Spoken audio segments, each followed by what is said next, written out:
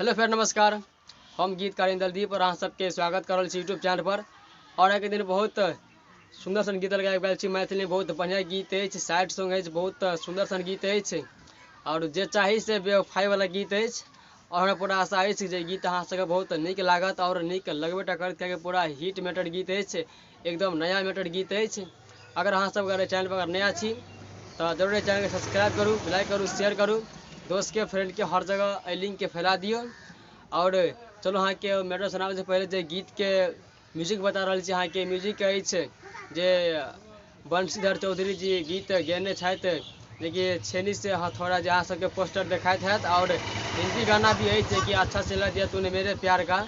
और दोनों के लिंक हम डिस्क्रिप्शन के अंदर हम डाल देव। और मैटर सुनाने से पहले जे गीत कुछ अहाँ के कहानी बता रहा छी। कहानी बहुत बढ़िया है, जे कि लड़की के शादी हो जाए तब वो लड़का के पास आवे छे और अपना मोबाइल या फोटो ओकरा देखा रहल छे। तो वही जगह लड़का की करे छे, अपना जहर पी रहल छे। तो लड़की अपना हाथ से ओकरा छीन रहल छे कि जहर नहीं पिएला।